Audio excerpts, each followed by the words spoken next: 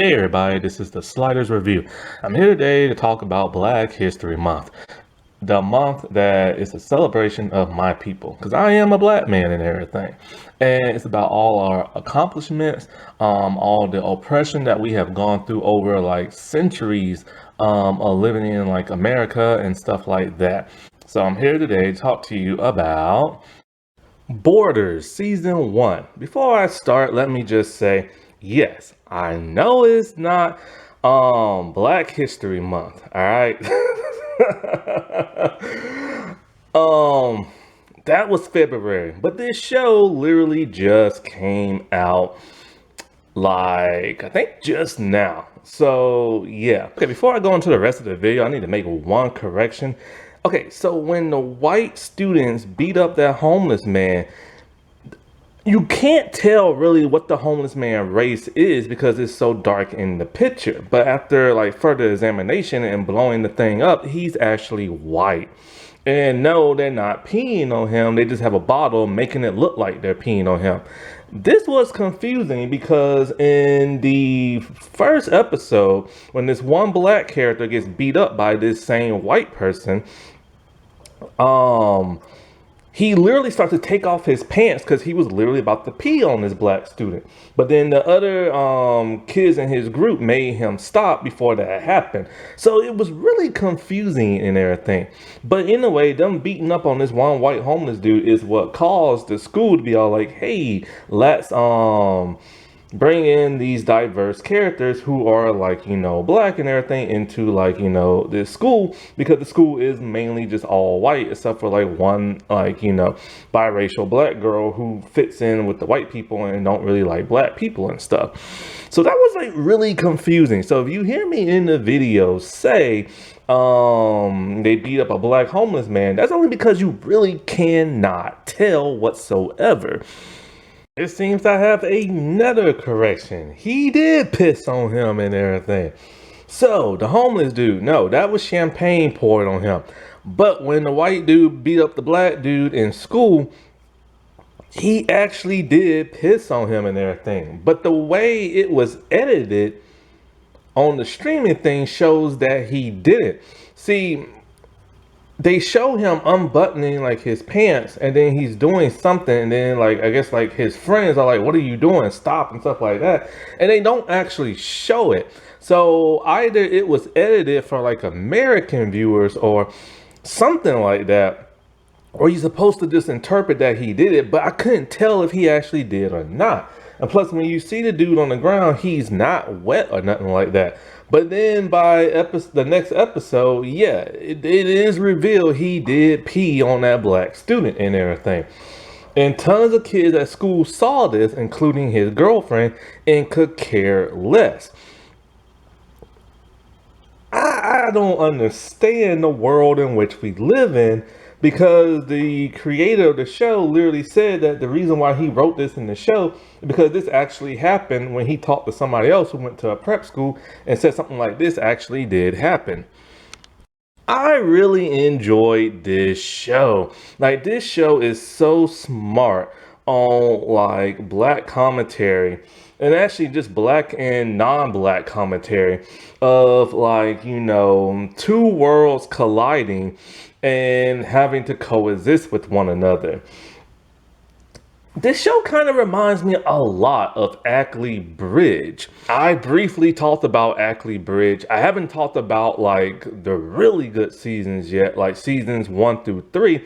I've talked about the last two when they pretty much gutted the entire main cast and brought in a bunch of new people and stuff, and the show started to like change and everything. But like during like season 1 and 2 and actually 3 of Ackley Bridge, it was a British show, a drama slash slight comedy, but more of a drama of like white and Palestinian kids like interacting with each other in school, because there was such divide between the two over there.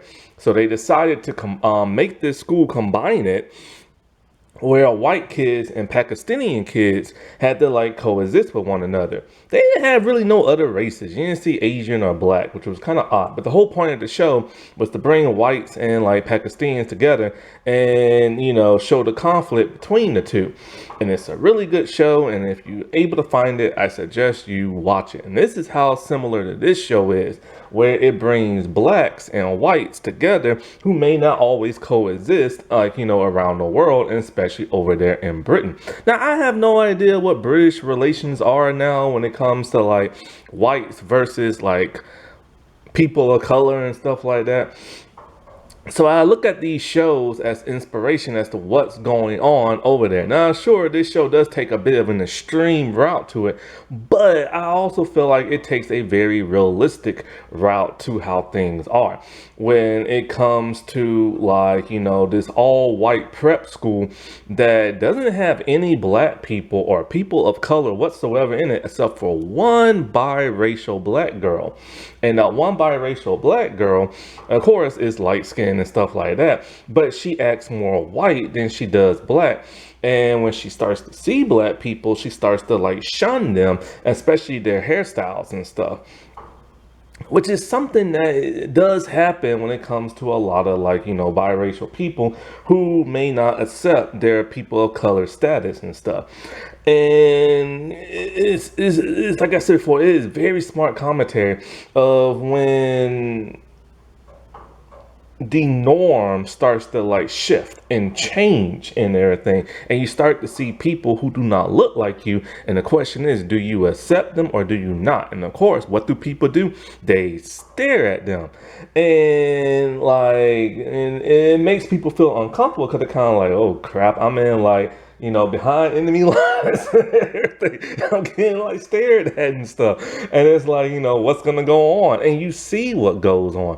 You see the different takes of like white people interacting with black people or people in color that they normally don't. You see there's this one girl with red hair.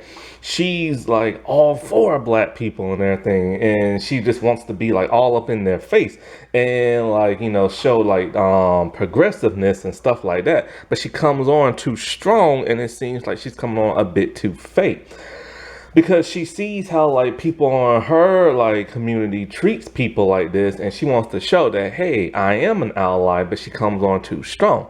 Then of course, like I said, the biracial girl who's not used to hanging out with black people despite being half black herself.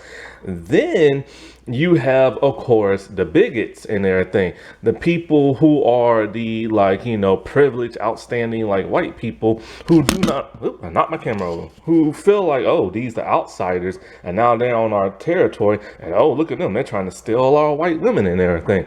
So then you have that. Then you have the outrageous like racist like white people who are the cause for these black kids coming over, when they made a viral video of them peeing and beating up a homeless man, and I believe he was black.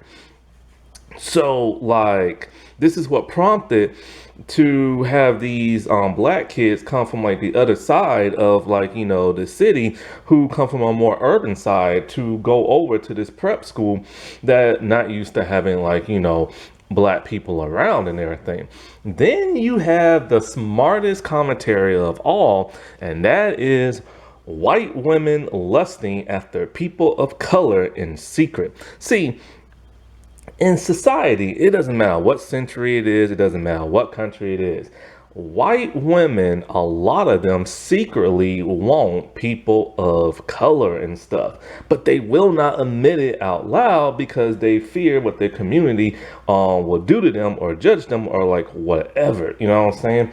And so it's like this temptation, and like it's just like this frustration building up, and then so when they see it, they just want it. And some of them do it in secret, and this happened back in the days of like slavery days and stuff, and it still goes on today. Like I remember when I was in high school, like you didn't see people doing interracial stuff. You only saw this one interracial couple. It was this one black guy who's not really preppy, but he's not really urban at the same time. He's kind of like in the middle, and he dated this one like preppy little white girl, and that was about it. Other than this one Mexican dude dating this one white girl, but it turned out she was a lesbian and just bearding him. But other than that, you didn't see no interracial stuff in my high school. And this was like the 90s and stuff, right? In the early 2000s. Then, as many years passed on and I was in college, I looked up a couple of people in my high school and, I was like talking to them and blew my mind. When I went on it, this is MySpace, by the way, the MySpace days, blew my mind. When I saw so many white girls from my high school now have biracial black children. And I legit asked them, wait, you down for the brown since when? Oh, I've always liked black people. I'm thinking to myself, when? I ain't never seen you interact with not one black person at that school. I never saw you dated a black person. I never saw you talk to a black person, unless it was me and everything. And that's because I'm friendly and just talks to everybody. And I was beyond shocked, because some of these girls were rednecks and everything. And so, like, that right there, I feel is the smartest commentary of them all and everything, because this is something that goes on, whether it be Asian men, Hispanic men, Italian men, black men, they secretly lust for them. Now, in the show, this one girl doesn't make it a secret. She just comes out with it. And I was surprised, talking about, I ain't never seen a black penis before. I'm like, oh my God. Also, smart commentary are the fake people. Because there's this one woman who's very prestigious, very rich, and her son is like a bigot, and her son is the reason why these black kids are at the school. Because he was the one peeing on the black homeless man and stuff. And so, like, she's pissed because one of the students that are black, they punched the crap out of him because, he keeps messing with him and stuff, right? And it's literally to the point where this white dude, literally, him and his friends jumped this dude in the bathroom with a sheet over his head and just kicked the crap out of him, just stomped on him and stuff. Anyways, the mother, she's at the school, she's pissed, and she's just staring down the black kids, like in a really nasty, mean way. But when you look at her car, she has a Black Lives Matter sticker on her car. And this is as fake as it could be, because she's kind of like, crap. I know how I am, I know how my family is, and now my son just got exposed, so now I gotta look good in the public eye, so let me stick this on my bumper sticker and everything, and like, make people think I'm down for the brown, when in actuality, she could care less and everything. She just wants to have that good image.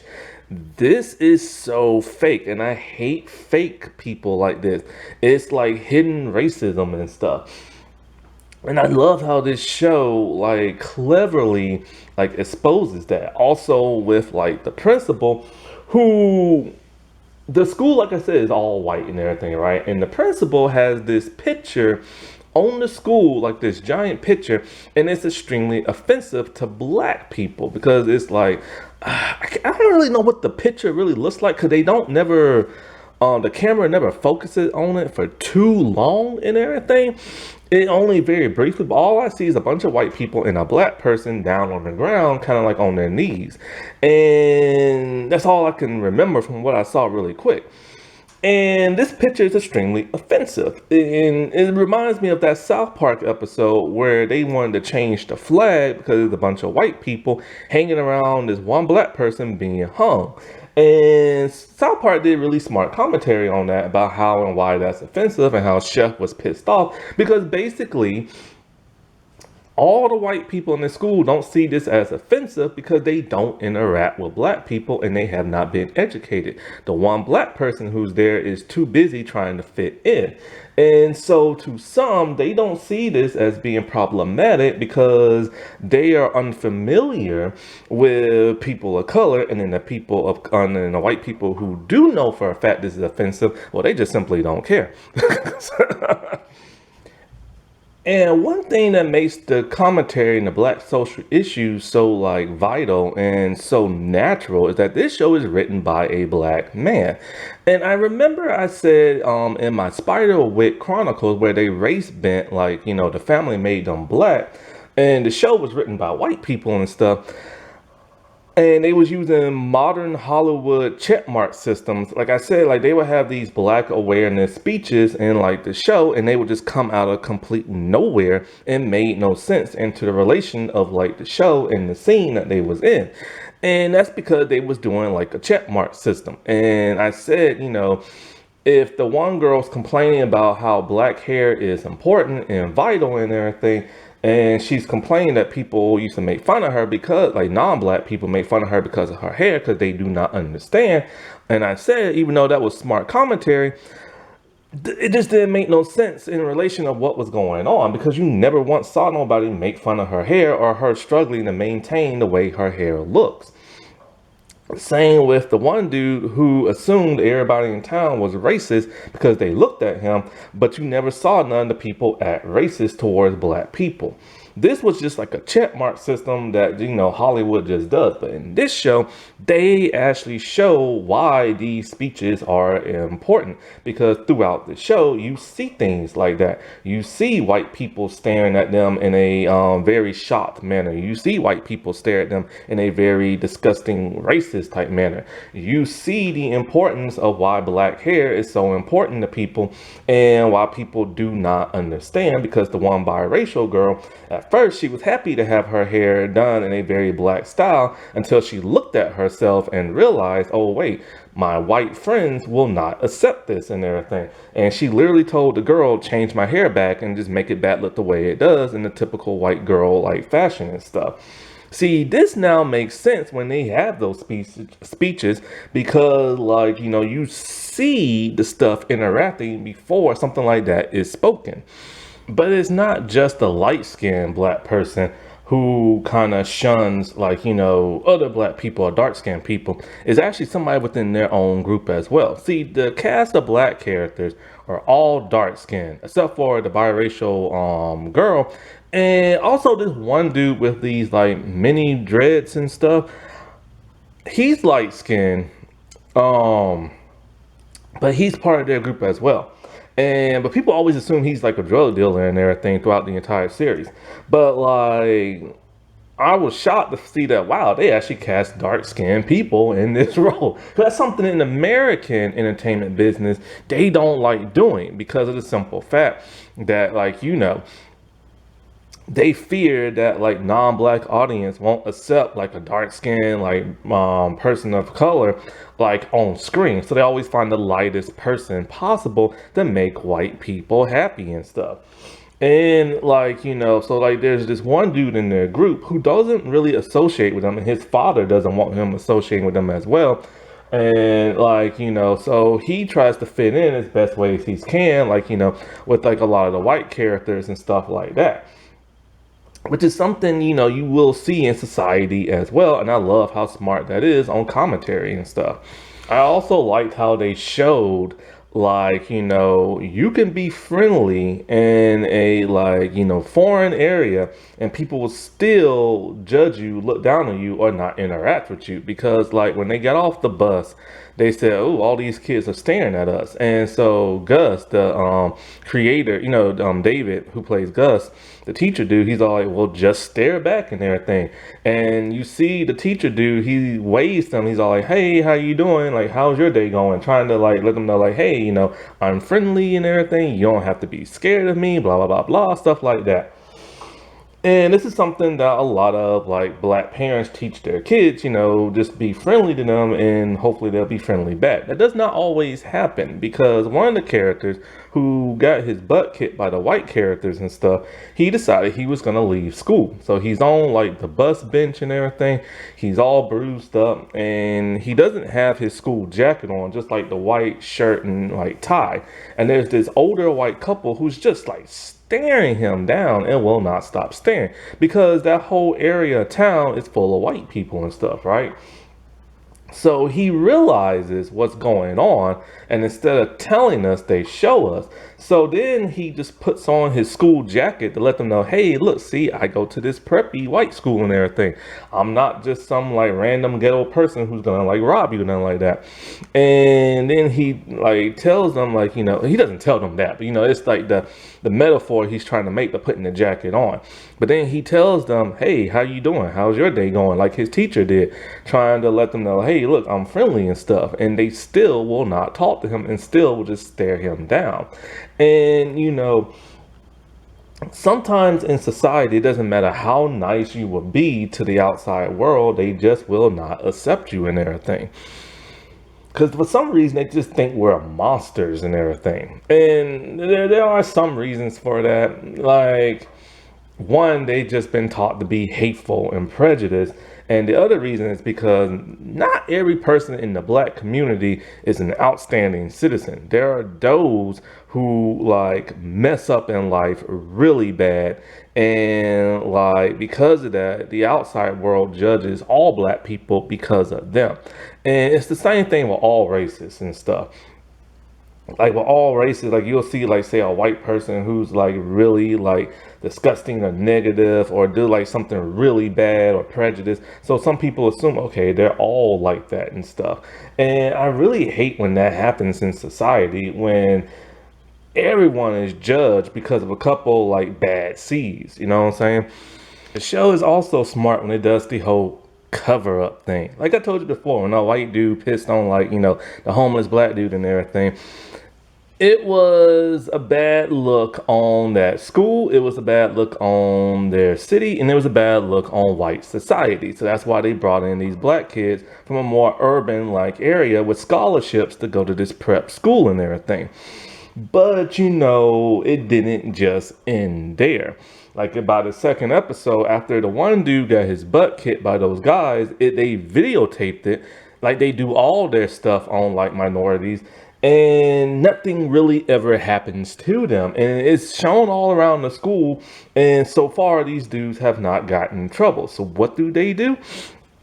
They create like a group for like diverse and inclusion people and stuff, and it's helmed by this one lady who's white and this one lady who's Pakistani, and she's dark skinned and everything. And they want to include, of course, all the black kids that came from like the urban school.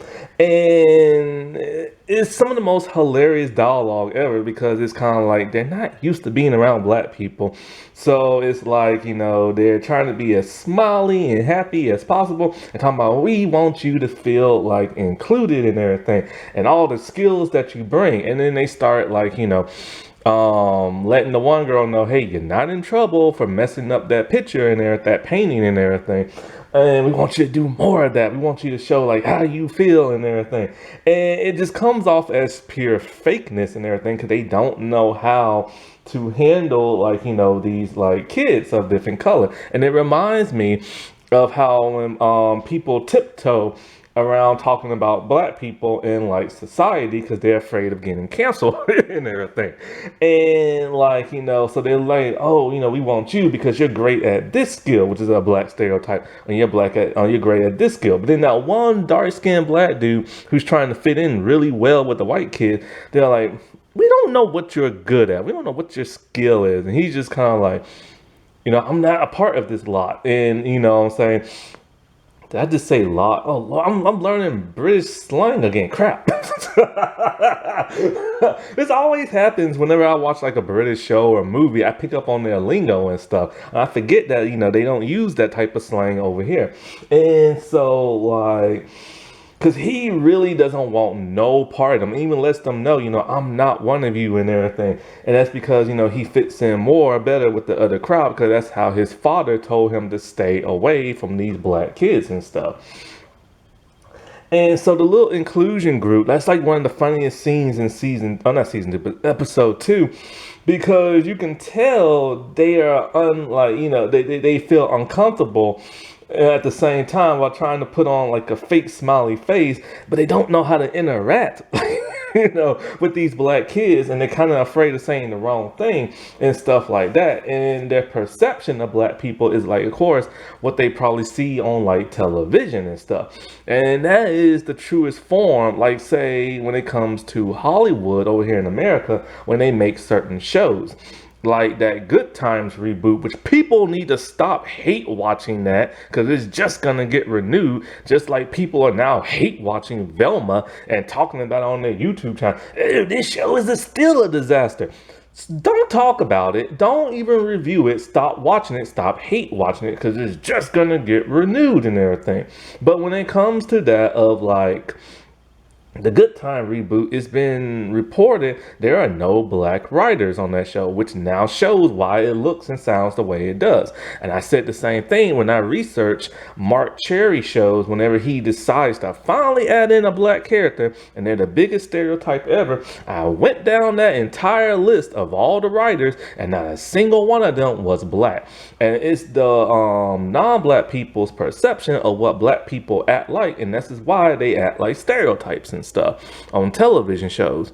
Now, this show was created and written by that of David Lawrence Taylor, and you will see him, I think he plays Gus. He's kind of like the former teacher mentor at the beginning of the first episode, and takes these kids to this prep school and everything. So he makes a small role in like the show.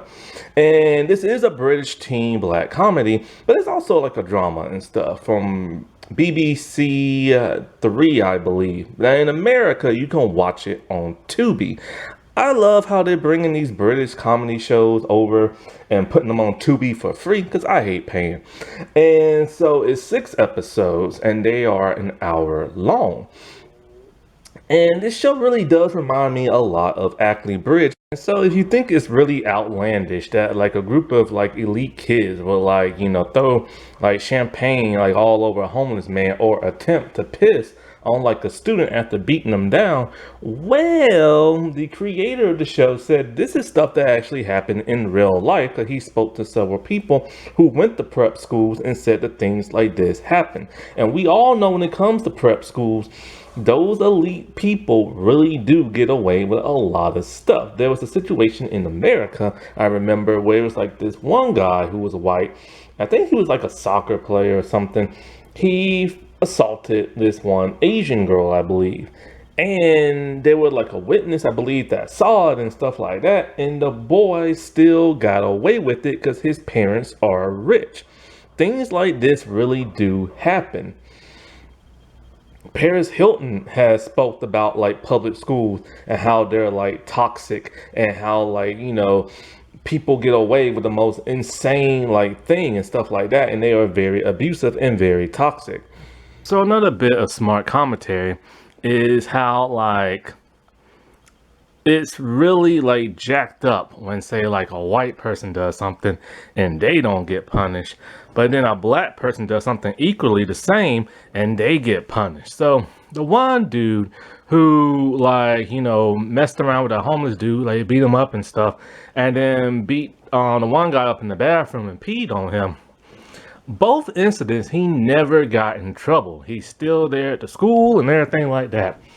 And basically just got like a slap on the wrist. Now, the black dude who he beat up, he wanted revenge. So he called his old friends up from the hood. And well, let's just say he got his revenge. Now, they didn't beat him or his friends up. Only one of them punched the one dude, and that's about it, like in the gut. But then they poured gasoline on top of him and pretended they was going to set him on fire, but never did. Then they made him walk all the way back to campus without his shoes. And that's all they did. So in retaliation, the headmaster decided to punish Jaheim. He got punished. Every morning at 5 a.m. he has to go to the library, and then he has to go there after school and stuff, after classes and stuff like that. And it's like, it is such a huge double standard in society when a white person does something and they get a slap on the wrist, but when a black person does something, They like go to jail or something like that. And without having to say something like that, they showed us. And, it is one of the most messed up things in society. However, things are changing to where a lot of times now, a lot of these white people are going to jail and have to have their day in court, and their parents, if they provided, like, say, a weapon to that child, then they have to be punished as well. Before I get into character bios, I want to get into the last smart commentary they do, and that's integration. Basically, in society, when you have an outsider, you try to bring them onto your side by manipulating them, brainwashing them, grooming them, putting them in your fold. This is something that has happened in society for centuries and stuff, mainly with that of white people, whether it be in that of America, Canada, any part of Europe, Australia, England, Ireland, New Zealand, like it doesn't matter. Like they have pretty much integrated everybody to fit their needs. Whites have done it with blacks, Asian, Mexicans, Italians, indigenous people. It does not matter. And that's what happened here in this show.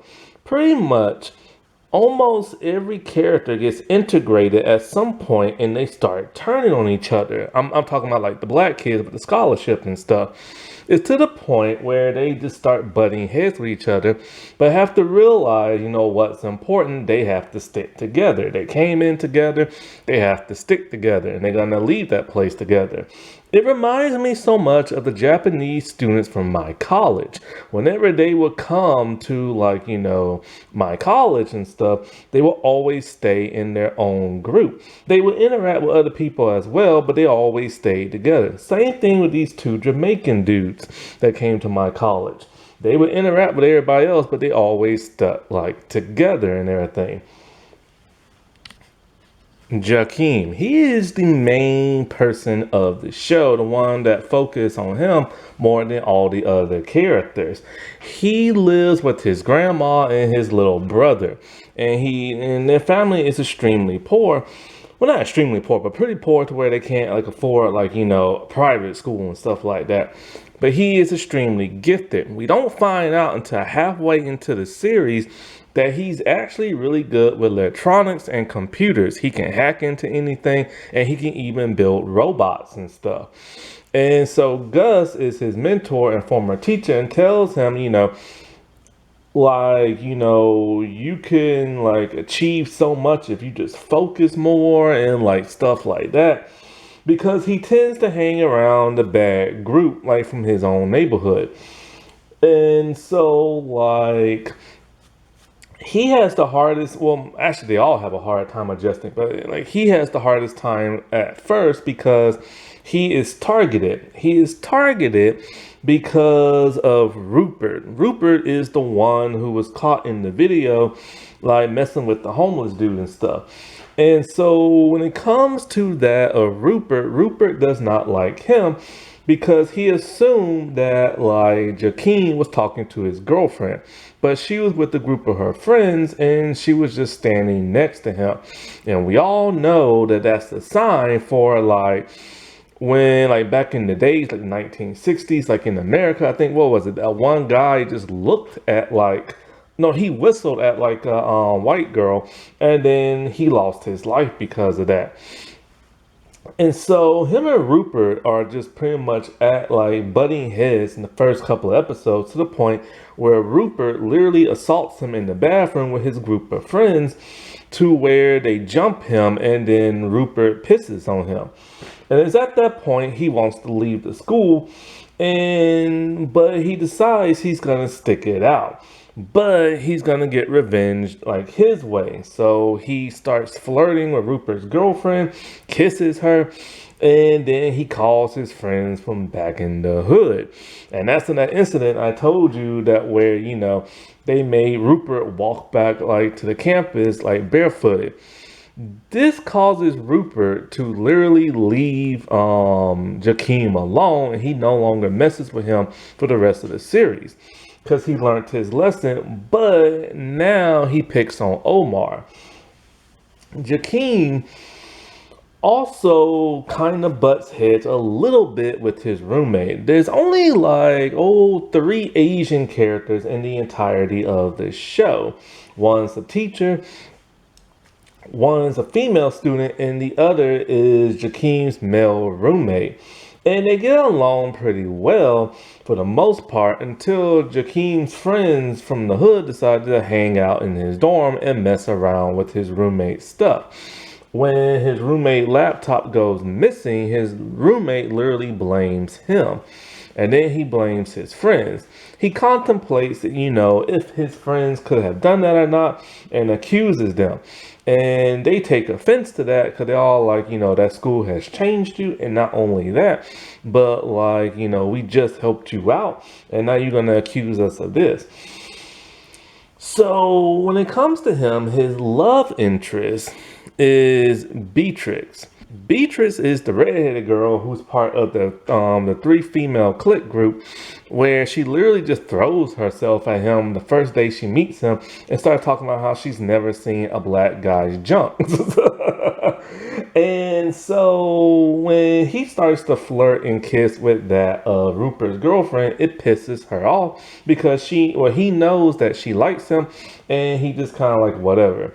They kind of bump heads a little bit, but during it's kind of like, I don't know if it was like winter break or whatever it was. It was some kind of break.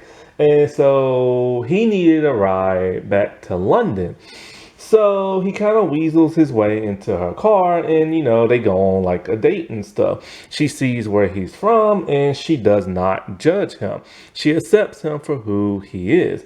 She turns out to be a very sweet, kind person, which is weird because she was so raunchy when she first saw him. But then when that friend of his that he accused,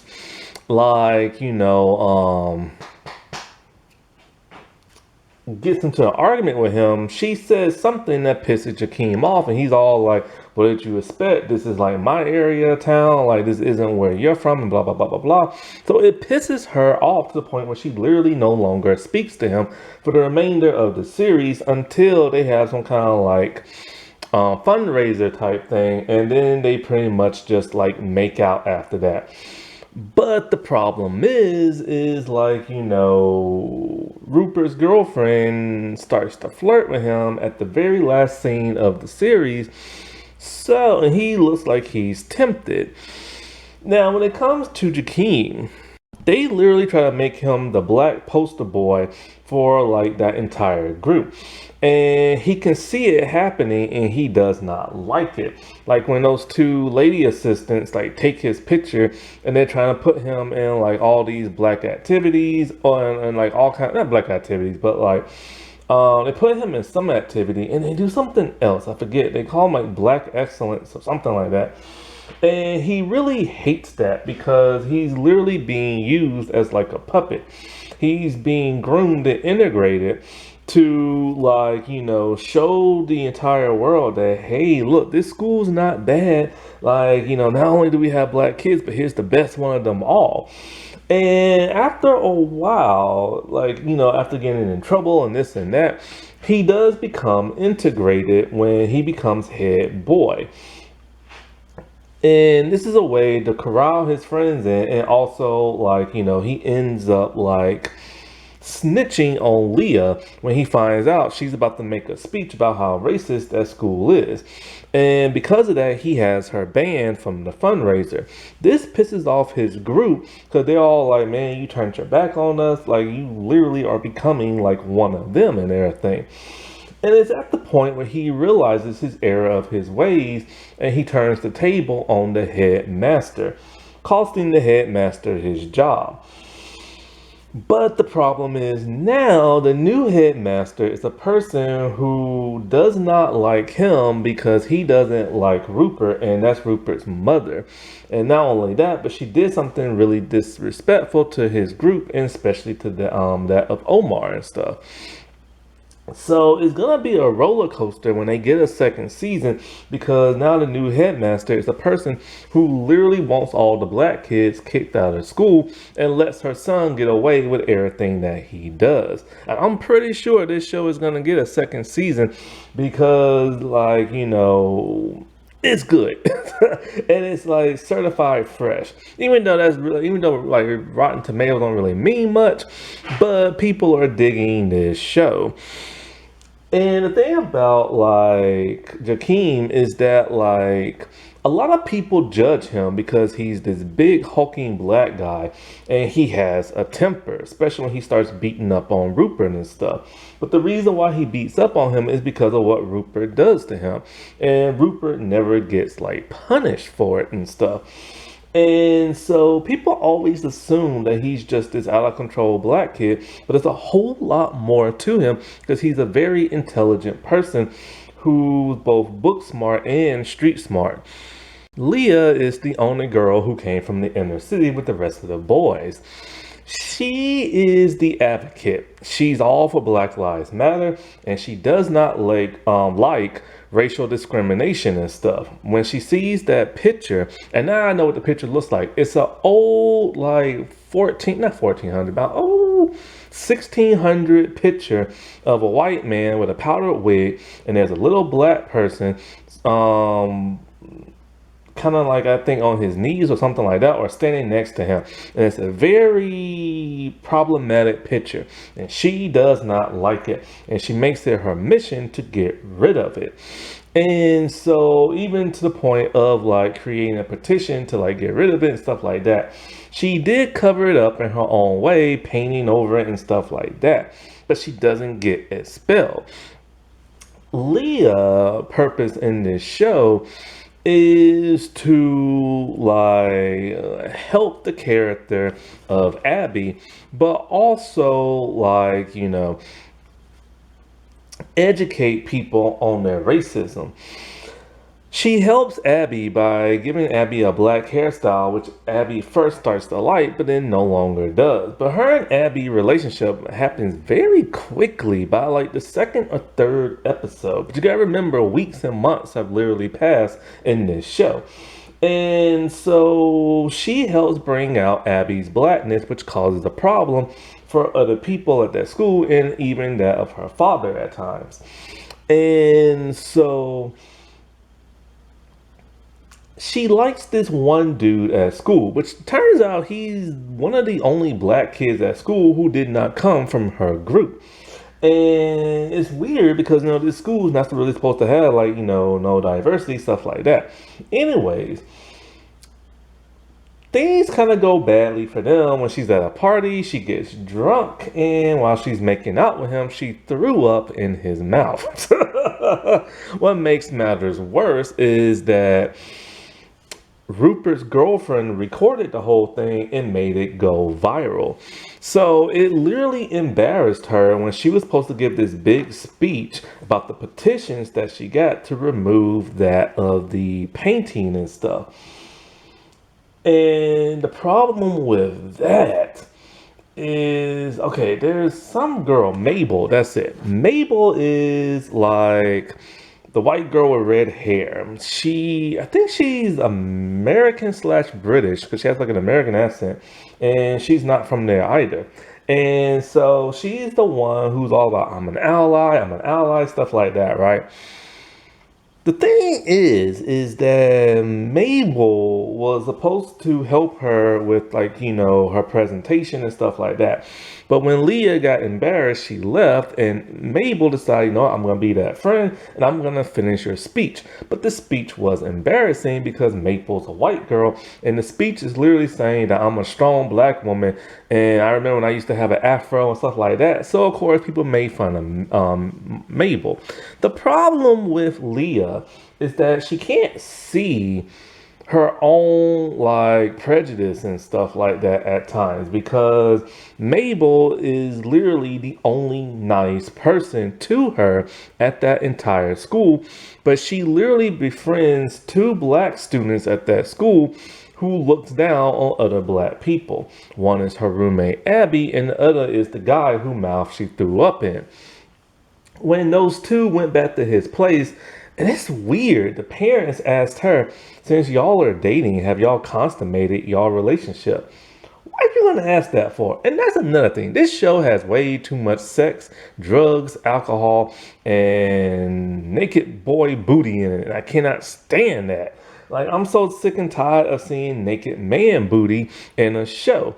Like, if you're gonna have nudity from both people, or just don't show it at all. But in modern day television, that's all they show. And there's a lot of man butt in this show. And I say man because all the teenagers in here are actually in their 20s. And so, like, and I hate the idea of a teen drama where they're doing sex and drugs. Like, I'm so sick and tired of seeing that crap. But in a way, they do it. And the thing is that he looks down on Jakeem, and she does not like that. He said, because he doesn't understand why Jakeem keeps fighting Rupert and stuff. But everybody should know because that video wasn't him getting peed on, like went viral and everything. But he doesn't care, and he sees Jakeem as the problem and as a hothead. And not only that, but he doesn't like the idea. She wants to get rid of that picture.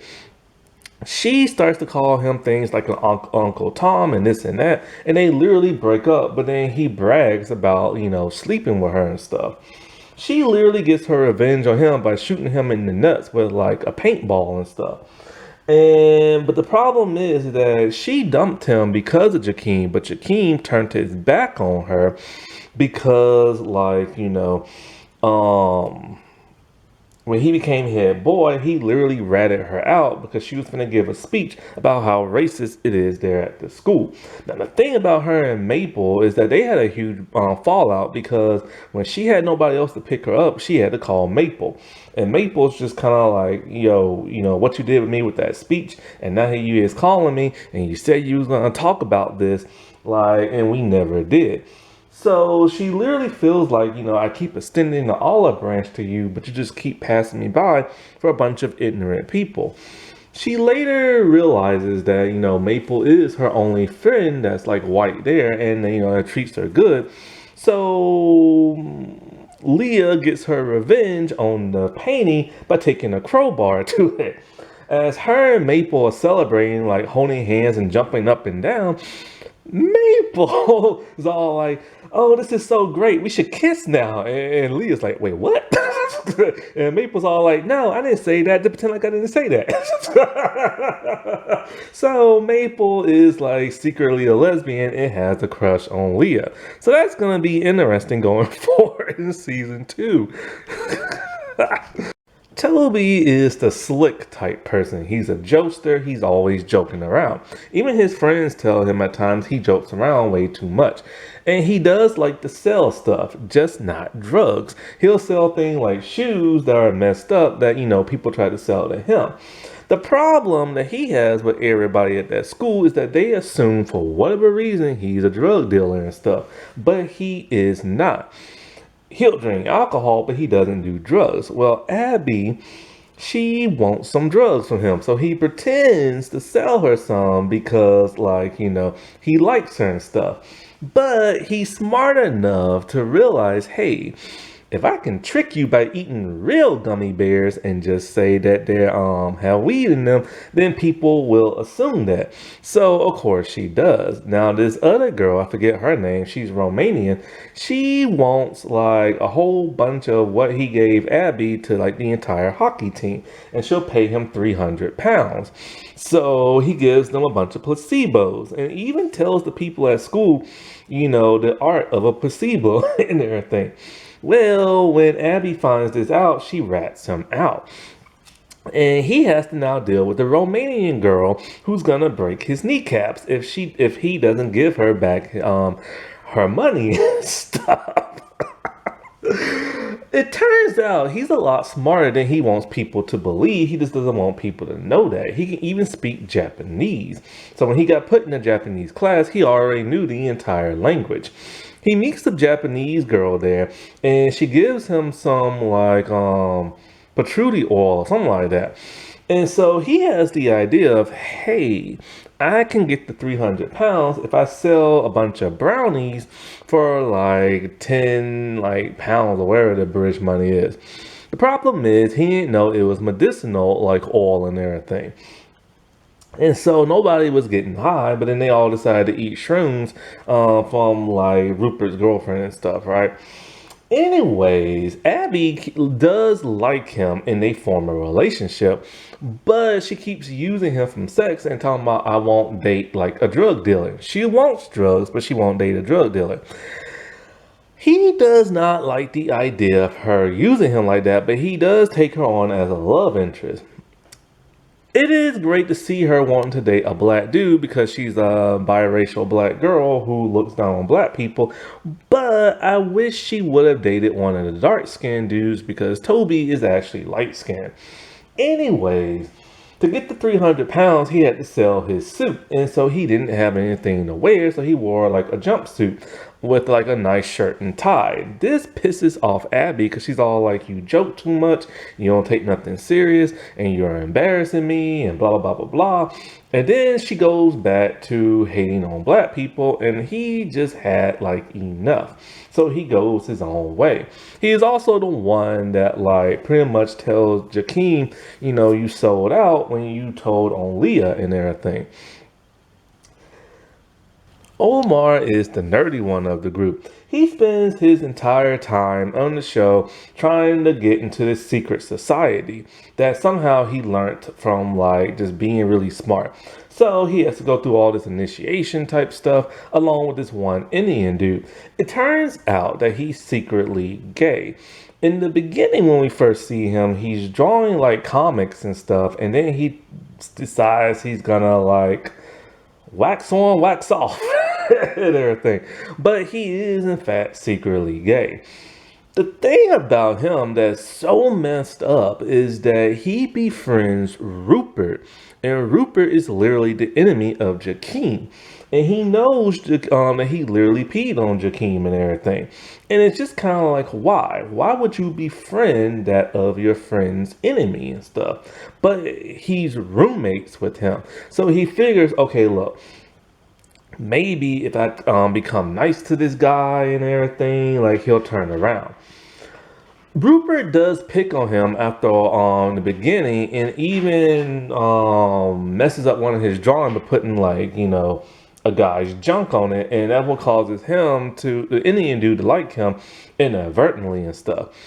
The problem is Omar, for whatever reason, is still being so nice to Rupert. When he walked home, his foot was bloody and stuff, and he had gasoline on him. He cleaned up his wound. Then, when Rupert got pissed at his dad, he punched the mirror and his hand bled, and he took care of that. It's just so strange that he would just befriend him and everything and not try to get like a different room. Well, this causes him to miss part of his initiation along with the Indian dude, and that pissed him off. He literally just starts ditching people for like the enemy and everything. Well, Rupert showed his true colors because he's always just ragging on him and ripping on him, but when they had to do a drug search, he told him, oh, you know, since you've never done this before and you're scared, you gotta take off all your clothes and make them know that you ain't got no drugs. He realizes this and is extremely embarrassed. And when Rupert's mom and the police showed up, he is horrified. But he keeps all his emotions bottled inside and doesn't like to rat people out because he is scared of them. When he confronts Rupert's mother and said, you're the reason why he acts like that because you're nasty too, Rupert got pissed and tried to fight him, but Omar kneed him in the crotch and stuff. Now, what's interesting about Omar is that he used to be friends with that of Famine. Famine and Omar relationship is bizarre because in the first episode, he tried to wave at him. But Famine's dad's all like, do not associate with those people, you know, and stuff like that. I want you to do good in school, and they're just troublemakers or whatever. So you assume that, like, you know, Omar and his group be the problem, but then it turns out when Famine needs that of actually let me get into him real fast. Famine, he's the Fammy, that's it, Fammy. He's the one who doesn't want nothing to do with that entire group. And he tries so much to integrate with these snooty rich white dudes who call themselves the Rascals or something like that. They're kind of like a little fraternity in a little private high school type way. Now, he's Nigerian, and his father said, if you screw up, you're going to Nigeria with your brother. His brother said, I don't like it here, and he doesn't want to go there. He literally wants nothing to do with the black group that he came with and stuff. And it's to the point where he tries to be the best little white dude that he can be, doing everything they do, running around naked, getting drunk, like you name it. He's starting to fail in one of his classes and has to do an essay. So this is the part when it comes to Omar. He's all like, hey, you remember like back in school, like we do like the pizza essay type thing where I do a slice, you do a slice. But Omar's all like, nah, man, I ain't doing that no more because I end up doing both slices and stuff.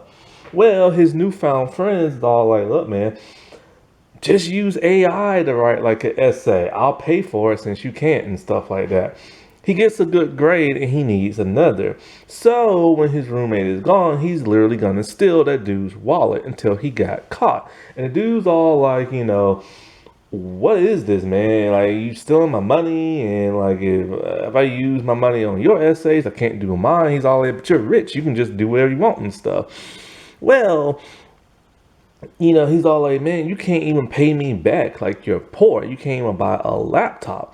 His newfound friends look down on him and stuff. And this is something his group of, the group that he came with is trying to let him know. He doesn't see that. He realizes it when that school break comes. And first he's all like, oh, his new friends all like, my dad said you can come with us. But then he's all like, no, it's just gonna be my mom, and it's probably best if you stay here. See, there's something that the friends won't let him know, and it has to do with the mom. It's something either she doesn't like black people, or she doesn't like poor people, or something. It's never explained, but he gets the hint. He is also quick to want to rat them out when it comes to the drug stuff, but never does. He does start to form a relationship again with the black students, but then that goes, he goes right back to like the white ones and stuff, because the white ones literally got him drunk on moonshine during the fundraiser because it's part of their little frat type initiation. And he doesn't like when they do this stuff to him because it's kind of like they didn't get drunk. They just wanted him to make a fool of himself. But, they tell him, look, man, we're rich and we'll help you out. And this is what we do. And, you're a rascal now. And, we get whatever we want. So now he goes back to like that group. He was never truly part of the black group because he always looked down on them and stuff. But what's really weird is that his father is all like, he doesn't want him associating with the black people. But yet you see that it's really him that was the problem back in the day, especially when he would use Omar to do his work for him. And he knows that if he doesn't do good in school, then he's going to go to Nigeria. But he's always partying and having fun and just very neglectful and stuff. Abby is Leah's roommate, and she's also the love interest of Toby. She's also the half biracial black girl there who looks down on her own race. It turns out the headmaster is her father of all things. Her character development is really bizarre in this show because she has a clique. And you think she would be the head because her dad's the headmaster, but no, it's Rupert's girlfriend. And so, what is Rupert's girlfriend? Florence. And so, Florence is kind of like the ringleader and stuff. She tries her best to impress all her white friends and her white father. This is why she looks down on her race and all this other stuff. When Leah starts to influence her a little bit, like I said before, with the hair, she didn't like that. But then, like, she knows her dad does not like Leah. So she's all like, why don't you try to get to know Leah, talk to her and stuff like that? Because she wanted to hang out with her father. Don't know what happened to her mother. Don't know if she died or just left, but she literally said mom's not here no more. And it's weird when it comes to her father because he is secretly racist. Oddly enough, he is married. He was once married to a black woman and has a biracial child. This don't matter in society. I have seen this before. I have seen this in politics and everything, like where people have married outside their race. They're white and they're married outside their race, but they still look down on their significant other's race and everything, and then they brainwash their significant other to also hate their race as well. And so, like, and I love how the show doesn't tell you that, you see it and stuff like that for yourself. And so she literally tells her father, can't we cook some like more like traditional foods of like my people and stuff like that instead of like your people and stuff? And he got outraged by that. He's like, oh, now I see what this is about. You just wanted to hang out with me so we can talk about Leah and you can meet Leah and blah, blah, blah, and stuff like that. She doesn't even address that whole picture thing that's racist and stuff. So throughout the entirety of like the show, like I said, the whole Toby thing. And I really wish she would have picked one of the dark skinned dudes, but Toby is light skinned. So that makes me think she does want to date a black person, but she'll only date one that's like light like her and not dark skinned so that it won't offend all the white people around her. When it comes to Florence, her and Florence have a huge fight because she realizes Florence is also prejudiced and very racist and stuff. When they have a fight, see, Florence doesn't like the idea of Leah and Abby hanging out. She saw like ever since you started hanging out with like Leah, you started to act like one of those, and then Abby would not let her finish her sentence. She's all like, I dare you to finish that sentence. Basically, Florence about to say you're acting like a black person and stuff. And Florence does not like that. Florence likes Abby when Abby is white. But they later kumbaya and everything when they like hash it out. But it's weird because what's her name? Beatrix is like friends with both of them.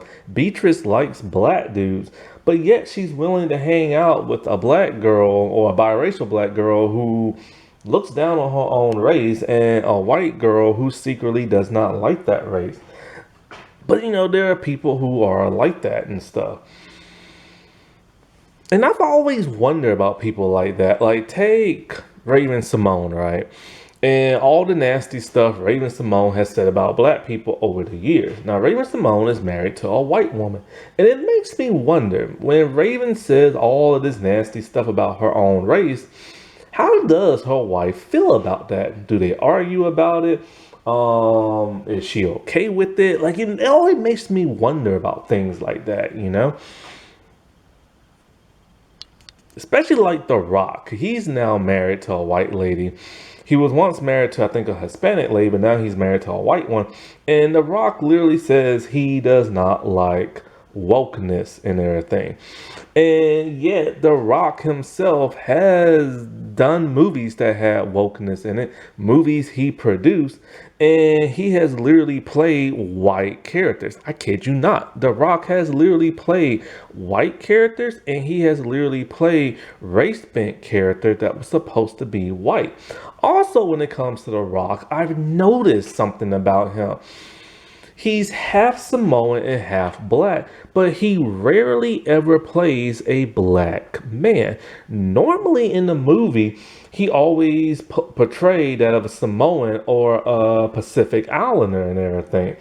Like in Hobbs and Shaw, he introduced everybody to his family, and there wasn't a single black person there. They was all Pacific Islander people. And he rarely ever plays a black man. I've only known him to play a black man twice in one movie and one television show. So it does make me wonder when every time you see a movie of his family will either be white, which he's not white, or his family will literally be Pacific Islander and stuff like Samoan type people, but never black. Rupert, him and his mother are the main antagonists of this show. I don't really know what his deal is. They never explain why him and his dad don't get along, but it causes a lot of problems. He hates that his dad is never there for him. He is a extreme prick. I don't know if he's just straight up racist, prejudiced, or just hateful towards everybody, but he tends to take out a lot of his anger out on that of Jakeem and Omar, who happen to be not only black, but dark skinned and everything. He's the one who messed with that homeless dude along with his friends, and he's the one who caused him and his friends to jump that of like Jakeem in the bathroom and pee on him and stuff. But it wasn't until Jakeem's friends, scared the crap out of him, and that's when he started focusing all his anger towards Omar.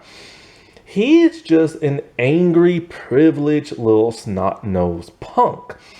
And it's never explained, like I said, why he exactly he is. His mom, on the other hand, is one of those fake, advocate type people. She does not like black people, and she does not want the black kids at school because she feels it's gonna ruin that school's reputation, even though she knows that her son is the one also ruining it along with the other white kids and stuff. And it's to the point when she finds out that, there was patchouli oil and everything, she has a list made of all the kids that stayed there during break, but she only highlighted the 3 black kids and interrogated the crap out of them, accusing them of doing drugs and selling and taking and all this stuff. And she's literally judging a book by its cover, when white people always assume black people are nothing more but criminals. And what makes matters worse is that when Abby's father ends up getting fired because, there was so much crap going on there, and she becomes the new headmistress at the school at the very end. So it's gonna be a mess going into season 2. So this show is very intriguing and is very smart in the writing when it comes to social issues and black commentary and stuff, and how other people perceive them, especially that of white people. This is a show I urge everybody to watch because it is just too fascinating and it's too brilliantly written and stuff. This show is certified fresh 100% on that of Rotten Tomatoes and stuff. And because it has such smart commentary and smart writing, I really wish that American televisions, when depicting racial divide and black awareness and stuff like that, I wish they were smart. They had smart writing like this. The problem with modern day Hollywood in America is because a certain situation will happen in the real world, like say Black Lives Matter, they will start incorporating it into all their television shows when a lot of it doesn't make a lot of sense. It's all of a sudden, you have a normal scene, and then you have one black person or one white person give out a speech about black, empowerment or black awareness. And it's just kind of where did that come from? And it feels like it's just inserted and shoved in because it's only brought up one time and then never again. The show, say, Nancy Drew, that was on the CW. They got one black character on the show, and then all of a sudden there was this black awareness speech he gave, and then it's just nothing followed after that, and it was never brought up again in the show. And then in one episode, they decided to have this one black woman was killed by a white cop or something like that. And then after that, it was never brought up again, and you never saw nothing like that ever again. And this was a paranormal mystery type show. And it was just kind of like, I get what you're doing, and I get that it's important, but you literally just crammed it in your show and then said, okay, we did this, we did a good job, let's check it off the list and move on. And it's just kind of like, so you're just doing it to prop yourself up to look good in the show, like, hey, we're not prejudiced and everything, and then they just move on with the rest of their show. Same thing happened with the CW Kung Fu show, a show about Asian people, but then all of a sudden they had this one black character in season one, and it was like a protest where they thought he was like a rioter, but he wasn't. And it was like this big awareness black thing about how they targeted black protesters more than everybody else. Important, but then you never see nothing like that ever again in the show, and it would have made more sense for them to do it to like an Asian character, since this was like an Asian show and everything. And it's just like weird when they like insert this stuff in.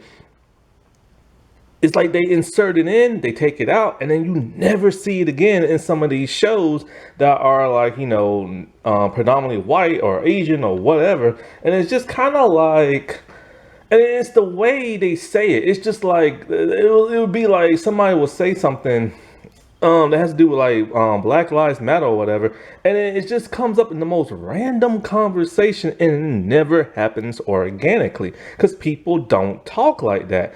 And then every time somebody brings it up, it's kind of like a pause, similar to how Ant-Man 3, the Quantum Mania movie, when Cassie Lane talked about how she stopped like somebody doing something injustice to like a black guy, and then all the characters just paused and looked at her, and she just looked at them back like, ooh, look at me, like, you got a problem with that? And it's just kind of like, it was the most awkward thing ever because it's literally just inserted just to like check it off a list. But what I love about this show is that it actually has smart, very brilliant, like writing commentary on society and racism and stuff, and how people perceive people and stereotypes and stuff.